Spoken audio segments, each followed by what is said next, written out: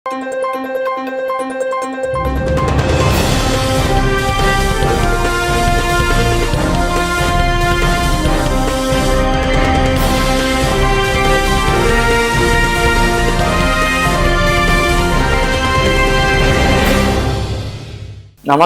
శివాభి news కి స్వాగతం. నా పేరు సురేష్ బాబు. ఈనాటి వార్తల్లోని ముఖ్యాంశాలు.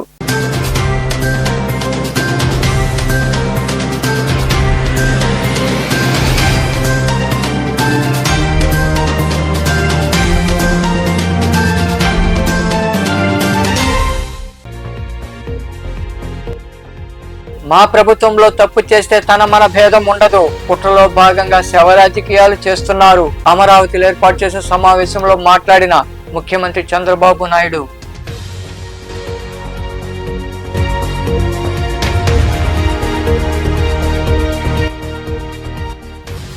కల్తీ లెక్క తాగి ఎందరో చనిపోయారు. సిబిఐ విచారణ జరిపించాలని ప్రధాని మోదీకి విజ్ఞప్తి చేస్తున్నానంటూ నగరంలో ఏర్పాటు చేసిన సమావేశంలో ప్రభుత్వంపై విమర్శలు చేసిన మాజీ మంత్రి ఆర్కే రోజా.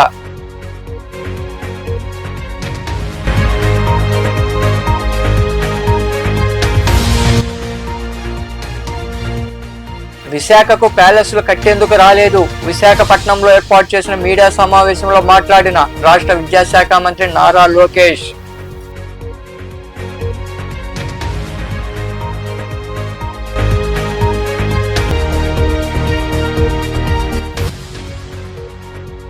సొంత మండలాన్ని అభివృద్ధి చేయని మాజీ మంత్రి కాకాని గోవర్ధన్ రెడ్డి. ఎమ్మెల్యే సోమిరెడ్డిపై విమర్శల. పొదలకూరు ప్రాంతంలోని శ్రామిక్ నగర్ లో పారిశుద్ధ్య పనులు చేపట్టిన అనంతరం మాట్లాడిన జనసేన నాయకుడు సురేష్ నాయుడు. మా ప్రభుత్వంలో తప్పు చేస్తే తన మన భేదం ఉండదని, కుట్రలో భాగంగా శవ రాజకీయాలు చేస్తున్నారని సీఎం చంద్రబాబు అన్నారు. అమరావతిలో ఆయన మాట్లాడుతూ తండ్రి చనిపోతే శవ రాజకీయాలు చేశారన్నారు. గత ప్రభుత్వంలో కల్తీ మద్యం తాగి జంగారెడ్డిగూడెంలో 27 మంది చనిపోతే విచారణ వేయలేదని పేర్కొన్నారు. రాజకీయ ముసుగు వేసిన నేరగాళ్లు ఆటలు సాగనివ్వమని, మద్యం విషయంలో కొందరు ఇంకా కుట్రపూరితంగా వ్యవహరిస్తున్నారని ఆగ్రహం వ్యక్తం చేశారు. అలాంటి వారిపై చర్యలు తీసుకుంటామని సీఎం చంద్రబాబు వెల్లడించారు. ఈ యాప్ ని ఒకసారి స్కాన్ చేసిన తర్వాత అందులో వచ్చే డీటెయిల్స్ చూసుకున్నాక ఆ బాటిల్ పైన ఉండే డీటెయిల్స్ ఒకసారి చెక్ చేసుకుంటే సరిపోతుంది. ప్రికాషన్ కింద బాటిల్ పైన డీటెయిల్స్ ఉంటాయి. యాప్ లో క్లౌడ్ లో డేటా ఉంటుంది. ఆ డేటా దీనికి ఇంటిగ్రేట్ అవుతుంది. ఒక బాటిల్ ఒకేసారి వస్తుంది మ్యానుఫ్యాక్చరింగ్. ఆ మ్యానుఫ్యాక్చరింగ్ అయిన తర్వాత నేరుగా వినియోగదారుడు చెక్ చేసుకుంటే చాలా క్లియర్ గా ఉంటుంది. తెలుగు, ఇంగ్లీష్ 2 భాషల్లో వివరాలుంటాయి. ఇక్కడ ఇద్దరికి పెట్టాం. మద్యం బాటిల్లో రిటైల్ షాప్ కూడా ఒకసారి స్కాన్ చేసి అమ్మాల. అంటే ఒకసారి షాప్ అతను అమ్మితే నువ్వు అమ్మేసావని లెక్క. అదే సమయంలో వినియోగదారుడు ఒకసారి తీసుకున్న తర్వాత టెస్ట్ చేసుకోవాలంటే టెస్ట్ చేసుకోవచ్చు. టెస్ట్ చేసుకున్న తర్వాత ఈ డీటెయిల్స్ అన్ని వస్తాయి. అప్పుడు సేఫ్ గా తాగే పరిస్థితి వస్తుంది. ఇక్కడ తీసేపోయి వేరేది ఇక్కడ అమ్మితే కూడా నేరం. I'm very clear on that. కాబట్టి ప్రతి ఒక్క వినియోగదారు ఎవరైతే అమ్ముతాడో అమ్మే వ్యక్తి దీన్ని స్వాప్ చేసుకుంటాడు. ముందు స్వాప్ చేస్తే ఆ షాప్ నుంచి అది అమ్మేసినట్లు లెక్క. ఎవరైతే కొంటాడో అతను కొన్న తర్వాత ఒకసారి స్వాప్ చేసుకొని ఏ బ్యాచ్ లో వచ్చింది ఆ డీటెయిల్స్ చూసుకునే అవకాశం వస్తుంది. ఆ డీటెయిల్స్ చూపిస్తాం మీకు. అప్పుడు ఇంకా డౌట్ లేదు. పలాని రోజున మ్యానుఫ్యాక్చరింగ్ టైం కూడా ఉంటుంది దాంట్లో. మ్యానుఫ్యాక్చరింగ్ డే, టైం, బ్యాచ్, అదే మరి ఏ మ్యానుఫ్యాక్చరర్, ఏ ప్లేస్ లో మ్యానుఫ్యాక్చర్ చేశారు, ఎవ్రీథింగ్ ఉంటుంది. ఇంకా ట్రేసబిలిటీ అండ్ సర్టిఫికేషన్ 2 ఉంటాయి. సర్టిఫికేషన్ అంటే క్వాలిటీ సర్టిఫికేషన్, ట్రేసబిలిటీ అంటే ఎక్కడి నుంచి వచ్చింది.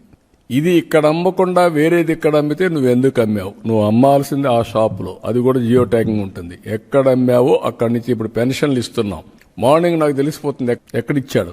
ఇంటి దగ్గర ఇచ్చాడా, వర్క్ ప్లేస్ అంటే నరేగా పనులు చేసి అక్కడ ఇచ్చాడా, హాస్పిటల్లో ఉంటే హాస్పిటల్లో ఇచ్చాడా, లేకపోతే వృద్ధాప్య హాస్టల్లో ఉంటే అక్కడ ఇచ్చాడా, దివ్యాంగులు ఉంటే ఎక్కడ హాస్టల్లో ఉంటే అక్కడ ఇచ్చారా, అన్ని డీటెయిల్స్ వస్తాయి. Same thing, they are eligible only to sell from shop. No belt shop is allowed. Belt shop లో గాని అమ్మితే బెల్ట్ తీస్తాం. ఇటీవల కాలంలో ఈ కుట్రలో భాగంగా మీరు ఒకసారి ఆలోచిస్తే శవ రాజకీయాలు చేయడం చాలా పెద్ద అలవాటు వీళ్లకు. తండ్రి చనిపోతే 5 ఏళ్లు శవ రాజకీయాలు చేశారు. ఆ తర్వాత 30,000 మంది అనారోగ్యం పాలై నాసిరకం వస్తే కనికరం లేకుండా ప్రవర్తించారు. జంగారెడ్డిగూడెంలో 27 మంది చనిపోతే ఎంక్వైరీ చేయాల, టెస్ట్ చేయాల, పోస్ట్ మార్టం చేయాల. అంటే ఒక బాధ్యతారాహిత్యంగా చేసి దాన్ని కూడా శవరాజకీయాలు చేసే పరిస్థితికి వచ్చారు. ఇప్పుడు ఇది జరిగితే ఎక్కడెక్కడ చనిపోయినట్టన్ని ట్యాగ్ చేసి ఆ బ్లూ మీడియా సోషల్ మీడియాలో పెట్టి దీనివల్ల చనిపోయారని దీన్ని కూడా పెట్టే పరిస్థితికి వచ్చేసారు. అంటే ఒక పానిక్ రియాక్షన్ క్రియేట్ చేయాలి, రాష్ట్రంలో ఒక అలజడి రావాలి, అశాంతి రావాలి, దాని మీద వీళ్ళు రాజకీయం చేయాలి, శవ రాజకీయాలు చేయాలి. అందుకే చెప్తున్నా, జాగ్రత్తగా పనిచేయండి. ఈ శవ రాజకీయాలు ఎంతవరకు పోతున్నాయంటే వీళ్లే ఈ రోజు మళ్ళీ సిబిఐ ఎంక్వైరీ కావాలంట. సిబిఐ ఎంక్వైరీ అంటే 15 ఏళ్లు, లాస్ట్ టైం 11 కేసులు ఉన్నాయి కదా, కాలక్షేపం చేయొచ్చు. అది వీళ్ళ యొక్క ఆలోచన విధానం. కోరస్ డెవలప్ చేశారు, మార్నింగ్ ఒకడు, మధ్యాహ్నం ఒకడు, సాయంత్రం ఒకడు. అంటే ఏమనుకుంటున్నారు మీరు? అంటే మీరు ఏం చేసినా జరిగిపోతుంది రాజకీయ ముసుగులో అనుకుంటే అది జరగదు. అది గుర్తుపెట్టుకోవాలి. మీరు చిత్తశుద్ధి ఉండాలి. మీకు చిత్తశుద్ధి లేదు, విచ్చలవిడితనం వచ్చింది. ఏం చేసినా జరిగిపోతుందని ధీమాకు వచ్చారు. ఆ ఆటలు సాగని అని చెప్పి మరొకసారి హెచ్చరిస్తూ, అంత పెద్ద స్కామ్ జరిగిన తర్వాత రాష్ట్రంలో ఒక భయం ఉండాల్సిన అవసరం ఉంది. భయం లేకుండా బరిదెగిచ్చారంటే there is some conspiracy again. అంటే ఎవరైనా సరే, నేను ఒక్కసారి చెప్పానంటే కంట్రోల్లో ఉంటే వాళ్ళు సర్వైవ్ అవుతారు. కంట్రోల్ తప్పి ఇష్టానుసారంగా మేము చేస్తాం, మీ వల్ల అయింది మీరు చేయండి అంటే మాత్రం, నేను ఆ రోజు కూడా చెప్పా, ఒకసారి కొరడా తీసుకుంటే మాత్రం విశిక్షణ ఉండదు. నేరస్తులు ఎవడైనా ఎవరి ముసుగులో వచ్చినా, ఎవరు ముసుగేసినా ముసుగు తీసి నేరస్తుల్నే చూస్తానని చెప్పి నేను చాలా స్పష్టంగా చెప్పాను. అందుకే ఒక పక్క ప్రక్షాళన, ఒక పక్క ఇలాంటి నేరాలు చేసే వాళ్ళని. కల్తీ లిక్కర్ గ్యాంగ్ తో చంద్రబాబు, లోకేష్ డీల్ కుదుర్చుకున్నారని మాజీ మంత్రి ఆర్కే రోజా ఆరోపించారు. చిత్తూరు జిల్లా నగరంలో ఆమె మాట్లాడారు. కల్తీ లిక్కర్ దొంగలకు సంబంధించిన సాక్ష్యాలు తమ వద్ద ఉన్నాయని, వాటిని చూపుతూ ఆమె కూటమి పాలనపై ధ్వజమెత్తారు. సిబిఐ విచారణ జరిపించాలని ప్రధాని మోదీకి విజ్ఞప్తి చేశారు. ఎంతో మంది ప్రజల ప్రాణాలు సంబంధించింది పోయాయి, చాలా మంది ప్రాణాలు, చాలా మంది మహిళల మాన ప్రాణాలు పోయినాయి, వాళ్ళ పసుపు కుంకుమలు పోయినాయి, వాళ్ళ తాలిబొట్లు తెగిపోతున్నాయి. కాబట్టి మేము మోడీ గారికి చేతులెత్తి రిక్వెస్ట్ చేస్తున్నాం, సిబిఐ ఎంక్వైరీ వేయండి, దీంట్లో తప్పు చేసిన వాళ్ళు ఎంత పెద్దవాళ్ళైనా వాళ్ళని శిక్షించండి అని కూడా ఈ సందర్భంగా తెలియజేసుకుంటున్నాం. ఎందుకంటే ఇంత దౌర్భాగ్యపు పని చేసి ఆడవాళ్ల మాన ప్రాణాలు పసుపు కుంకుమలను పండంగా పెట్టి ఈరోజు తమ ముడుపుల కోసం ఈ కల్తీ మద్యాన్ని ప్రవహింప చేస్తున్న చంద్రబాబు నాయుడు, లోకేష్ అండ్ మినిస్టర్ కొల్లు రవీంద్ర గారు. ఎందుకంటే ఈ కొల్లు రవీంద్ర గురించి మనం చెప్పుకోవాలి. ఈయన మైన్స్ కి, వైన్స్ కి రెండింటికి మినిస్టర్ గా ఉన్నాడు. ఈయన సిగ్గు లేకుండా మాట్లాడతాడు. ఇంత ప్రూఫ్స్ తో కూడా దొరికితే చంద్రబాబు నాయుడు ఏమో వైఎస్ఆర్సీపీ వాళ్ళతో ఎక్కడ సౌత్ ఆఫ్రికాలో బిజినెస్ చేస్తున్నారని ఒక డైవర్షన్ కట్టుకథ చెప్తుంటే, ఈ కొల్లు రవీంద్ర చెప్తాడు, ఈ కల్తీ మద్యం తయారు చేసింది మేం కాదు, వైఎస్ఆర్సీపీకి చెందిన వాళ్ళు అని. నేను సూటిగా అడుగుతున్నాను కొల్లు రవీంద్రని, చంద్రబాబు నాయుడిని, లోకేష్ ని, వైఎస్ఆర్సీపీ వాళ్ళు 16 నెలలుగా కల్తీ మద్యం చేస్తుంటే మీరు గాడిదలు కాస్తున్నారా? మీ ప్రభుత్వం నిద్రపోతుందా అని నేను అడుగుతున్నా. అండ్ ఈరోజు కొల్లు రవీంద్ర గారి కళ్ళు కాకులు ఎత్తుకుపోయినట్టున్నాయి. ఈ కల్తీ మద్యంలో వచ్చిన ముడుపుల వల్ల కళ్ళు బైర్లు గమ్మినాయి అనుకుంటా. ఇలా సిగ్గు లేకుండా ఆయన మాట్లాడుతూ, ఈరోజు నువ్వు తెలుసుకోవాల్సింది కొల్లు రవీంద్ర, మీ ఎక్సైజ్ అధికారులు ప్రెస్ మీట్ పెట్టి ఈ కల్తీ మద్యం కూటమి ప్రభుత్వం హయాంలో ఇప్పుడే జరిగిందని క్లియర్ కట్ గా చెప్పారు. ఆ ప్రెస్ క్లిప్పింగ్ లో ఒకసారి చూసుకుంటే నీకు బుద్ధి వస్తుందని కూడా ఈ సందర్భంగా తెలియజేసుకుంటున్నా. ఎందుకు కొల్లు రవీంద్ర గురించి మాట్లాడాల్సి వస్తుందంటే, ఈయన పైకి చాలా గొప్ప వ్యక్తిలాగా మాట్లాడుతున్నాడు, చేసిన తప్పులు సరిదిద్దుకోకుండా. ఇటు వైన్స్ లో అటు మైన్స్ లో ఈ రాష్ట్రాన్ని గుండు కొరిగిచ్చేస్తున్నాడు. ఎందుకంటే నగిర్లో మేము చూస్తున్నాం, కొండలు కరిగిపోతున్నాయి. ఈడు ఒక దొంగ ఉన్నాడు ఎమ్మెల్యేగా, కొల్లు రవీంద్ర అండతో ఇక్కడ వీడు కాన్స్టిట్యున్సీకి రాడు, ప్రజలకి పని చేయడు, ప్రజలకి వెల్ఫేర్ ఇవ్వాలన్న ఆలోచన లేదు. ముఖ్యంగా ఇక్కడున్న పవర్ లూమ్ వాళ్ళకి 500 యూనిట్స్ ఫ్రీ కరెంట్ ఇస్తామని చంద్రబాబు నాయుడు వీడు వాగ్దానం చేసి ఎగ్గొట్టింది కాకుండా, సిగ్గు లేకుండా పవిత్రమైన అసెంబ్లీలో ఫ్రీ కరెంట్ ఇచ్చినందుకు థ్యాంక్స్ అని చెప్పి విశాఖపట్నంకు ప్యాలెస్లు కట్టేందుకు రాలేదని, అభివృద్ధి చేసేందుకు కూటమి ప్రభుత్వం కృషి చేస్తోందని విద్యాశాఖ మంత్రి నారా లోకేష్ అన్నారు. విశాఖలో ఏర్పాటు చేసిన మీడియా సమావేశంలో ఆయన మాట్లాడారు.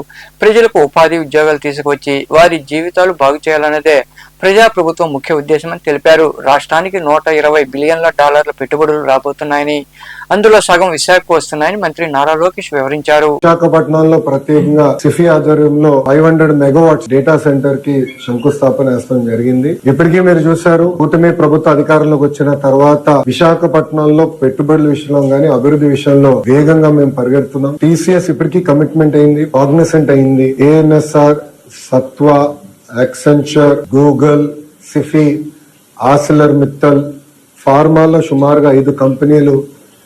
ఇట్లా మీరు చూస్తే $120 బిలియన్, $120 బిలియన్, సుమారుగా 10 లక్షల కోట్ల పెట్టుబడికి మేము ఒప్పందాలు కుదిరించుకున్నాం.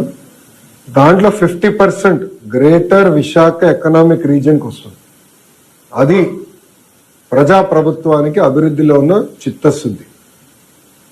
అన్ని ప్రాంతాలని సమగ్ర అభివృద్ధి చేసి ముందలు తీసుకెళ్లే లక్ష్యంతో మేము పనిచేస్తున్నాం. మీరు పార్ట్నర్షిప్ సమ్మిట్ కూడా November 14th, 15th ఇక్కడ విశాఖపట్నంలోనే ఏర్పాటు చేస్తున్నాం. దానికి కావాల్సిన ఏర్పాట్లన్నీ కూడా మేము చేసుకుంటున్నాం. రోడ్లు కానీ అన్ని కూడా మోడర్నైజేషన్ కానివ్వండి, బ్యూటిఫికేషన్ కూడా మేము చేస్తాం జరుగుతుంది. ఇంకా రాబోయే రోజుల్లో కూడా మీరు చూస్తే పెద్ద ఎత్తున అనౌన్స్మెంట్స్ అనేది విశాఖపట్నానికి, ఆంధ్ర రాష్ట్రానికి తప్పనిసరిగా వస్తాయి. అంటే ఎలాంటి సందేహం లేదు.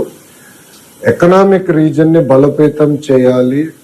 ఆంధ్ర రాష్ట్రం $2.4 ట్రిలియన్ ఎకానమీ అవ్వాలంటే దాంట్లో విశాఖపట్నం అంటే గ్రేటర్ విశాఖపట్నం ఎకనామిక్ రీజియన్ కనీసం $1 ట్రిలియన్ ఎకానమీ అవ్వాల లక్ష్యంతో ప్రజాప్రభుత్వం పనిచేస్తుంది.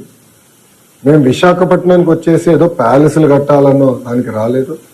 ప్రజలకి ఉద్యోగాలు, ఉపాధి కల్పించే పెట్టుబడులు తీసుకురావాలి, అవి గ్రౌండ్ చేయాలి, అవి ఎగ్జిక్యూట్ చేయాలి, అవి బిల్డ్ చేయాలి. తద్వారా మన పిల్లలకి ఉద్యోగాలు వస్తున్న లక్ష్యంతో మేము పనిచేస్తున్నాం. టీసీఎస్ ఇప్పటికీ వాళ్ళ ఇంటీరియర్స్ అన్ని కూడా ఫిట్ అవుట్ అయిపోయింది. నవంబర్ మాసంలో ఓపెనింగ్ పెట్టుకుంటున్నాం. ల్యాండ్ కూడా ఆల్రెడీ కేటాయించాం, దానికి శంకుస్థాపన వేస్తాం.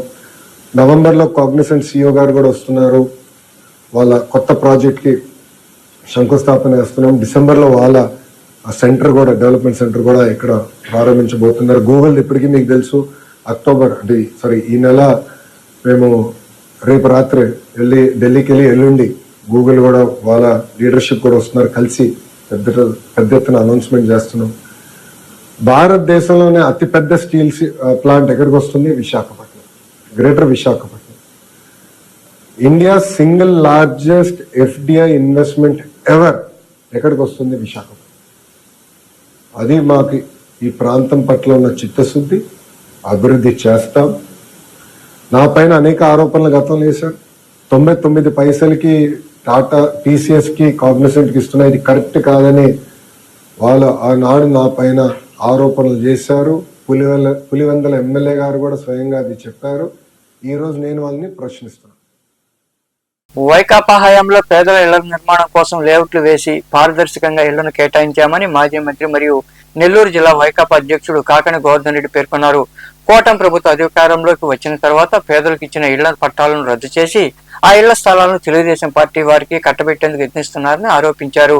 నెల్లూరు జిల్లా వెంకటాచలం మండలంలోని చౌటపాలెం గ్రామంలో ఆయన నాయకులు, కార్యకర్తలతో కలిసి పర్యటించారు. పలువురు కాకానికి శాలువాలు కప్పి సత్కరించారు.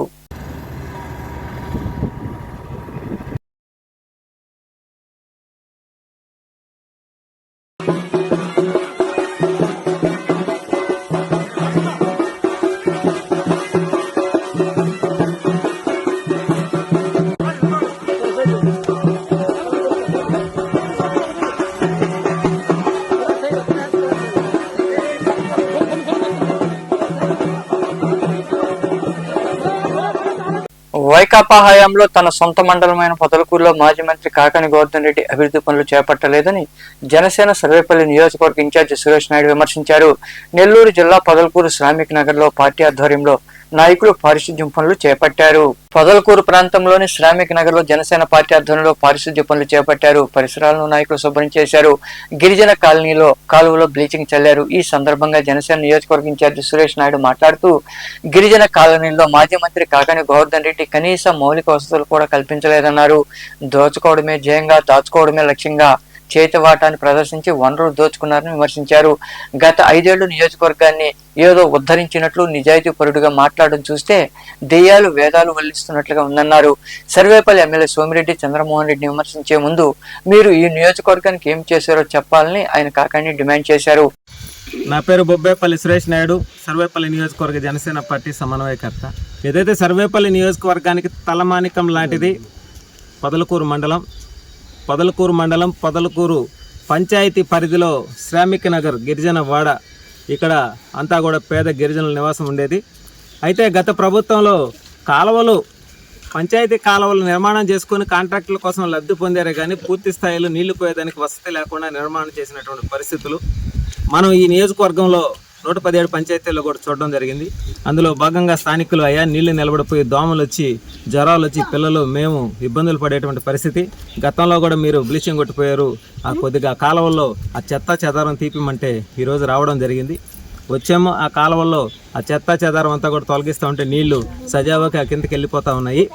అంటే గత ప్రభుత్వంలో ఏదైతే సర్వేపల్లి శాసనసభ్యుడిగా వ్యవసాయ మంత్రిగా ఉన్నటువంటి కాకాని గోవర్ధన్ రెడ్డి, ప్రస్తుతం మాజీ ఆయన సొంత మండలం ఈ పొదలకూరు మండలం.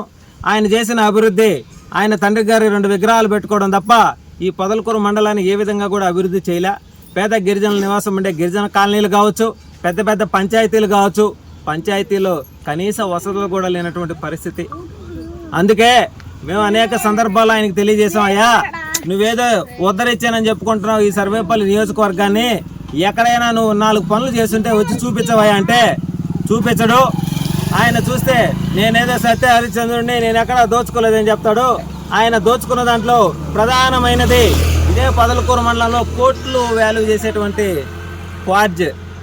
వరదాపురం క్వార్జ్ మైనింగ్, దాంట్లో కోట్లు సంపాదించుకున్నాడు. కానీ ఈ పొదలకూరు మండలాన్ని ఎక్కడా కూడా కనీసం అభివృద్ధి చేసినటువంటి పరిస్థితి కానీ, ఈ తాగడానికి మంచినీళ్ళు ఇచ్చామనో, ఈ కాలనీని అభివృద్ధి చేసుకున్నామనో, ఈ కాలనీలో వాసులకి 10 మందికి అన్నం పెట్టామనో, 10 గుడ్డలు ఇచ్చామనో, 10 ఇళ్ళు కట్టించామనో, 10 మంది బిడ్డలని పోషించామనో ఎక్కడా కూడా గత 5 సంవత్సరాల పాటు చెప్పినటువంటి పరిస్థితి లేదు. అదేవిధంగా వీళ్ళకి శ్మశానానికి కూడా దారి లేదమ్మా, దారి కూడా లేనటువంటి పరిస్థితి అంట. ఈ పొదలకూరు మండలంలో ఆయన ఏదో గుడ్డలు చించేసుకొని ఈరోజు వైసీపీ జిల్లా అధ్యక్షుడిగా నేను తోపుని, నేను తురువుని, నేను అది చేశాను, నేను ఇది చేశాను, ప్రస్తుతం ఉన్న శాసనసభ్యుడు సోమిరెడ్డి చంద్రమోహన్ రెడ్డి పైన, వాళ్ళ కొడుకు పైన అనేక విధాలుగా అబండాలు వేస్తా అవాక్కులు చెవాక్కులు పేలుతున్నటువంటి కాకాని గోవర్ధన్ రెడ్డి, నీ మండలంలోనే, నీ పొదలకూరు మండలంలోనే, నీ సొంత గ్రామంలోనే, నీ సొంత మండలంలోనే ఎక్కడా కూడా కనీసం అభివృద్ధి చేసినట్టు పరిస్థితి లేదు. నువ్వు దోచుకున్నది నీ కరోనా ప్యాలెస్ కట్టుకోవడం, నీ బిడ్డల తరాలకు సంపాదించుకున్నావు. కానీ ఈ రాష్ట్రంలో ఈ నియోజకవర్గంలో ఉన్న వాళ్ళు నీ కుటుంబ సభ్యులుగా నువ్వు భావించలేదు కాబట్టే నీకు డిపాజిట్లు కూడా లేకుండా ఓడించినా రాబోయే రోజుల్లో నీకు రాజకీయ భవిష్యత్తు కూడా లేకుండా. ఈ కార్యక్రమంలో నాయకులు మధు, సందూరు శ్రీహరి, పొట్లూరు సుబ్రహ్మణ్యం, రమణయ్య, పంతగిరి పద్మమ్మ తదితరులు పాల్గొన్నారు. తిరుపతి ఎస్వి వేదిక యూనివర్సిటీ ప్రాంతంలో చిరుత సంచరిస్తుంది. హాస్టల్ దగ్గర చిరుత సంచరిస్తుండడాన్ని విద్యార్థులు గుర్తించారు. వెంటనే వారు సెక్యూరిటీ సిబ్బందికి సమాచారం అందించారు. చిరుత సంచారంతో విద్యార్థులు భయాందోళనకు గురయ్యారు.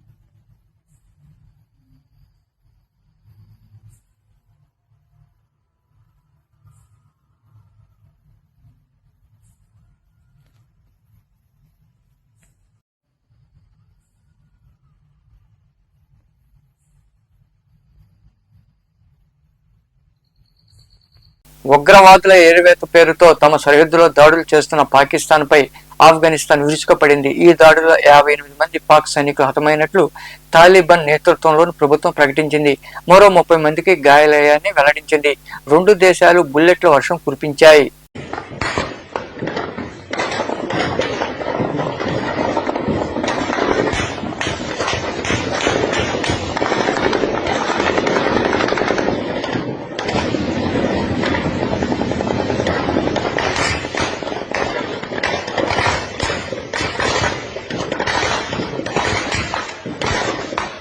వాకాడు మండలం పరిధిలోని కాశీపురం గ్రామంలో శ్రీ మహాగణపతి షిర్డీ సాయిబాబా నూతన ఆలయం విగ్రహాల ప్రతిష్ఠ మహోత్సవం వైభవంగా నిర్వహించారు. ఈ సందర్భంగా విగ్రహాల యంత్రాలకు హోమాలు, అభిషేకాలు, ప్రత్యేక పూజలు చేశారు. 3వ రోజు టీడీపీ నాయకులు వల్లంబేటి సురేంద్ర ఆధ్వర్యంలో జరిగిన పూజల్లో భక్తులు పాల్గొని స్వామి వారిని దర్శించుకుని ప్రసాదాలు స్వీకరించారు.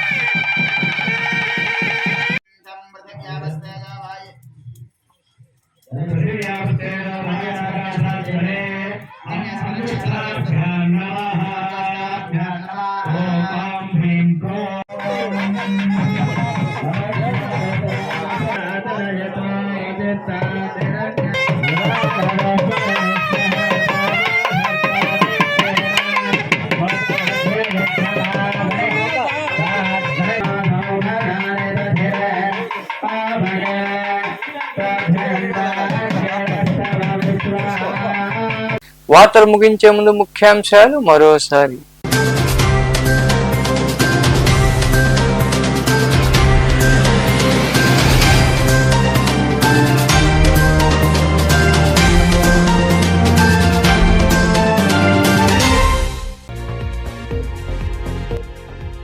మా ప్రభుత్వంలో తప్పు చేస్తే తన మన భేదం ఉండదు. కుట్రలో భాగంగా శవ రాజకీయాలు చేస్తున్నారు. అమరావతిలో ఏర్పాటు చేసిన సమావేశంలో మాట్లాడిన ముఖ్యమంత్రి చంద్రబాబు నాయుడు.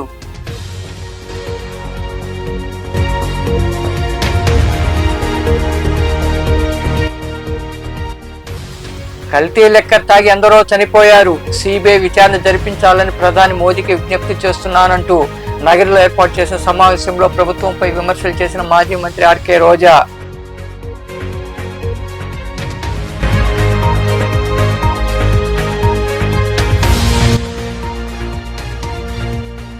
విశాఖకు ప్యాలెస్లు కట్టేందుకు రాలేదు. విశాఖపట్నంలో ఏర్పాటు చేసిన మీడియా సమావేశంలో మాట్లాడిన రాష్ట్ర విద్యాశాఖ మంత్రి నారా లోకేష్.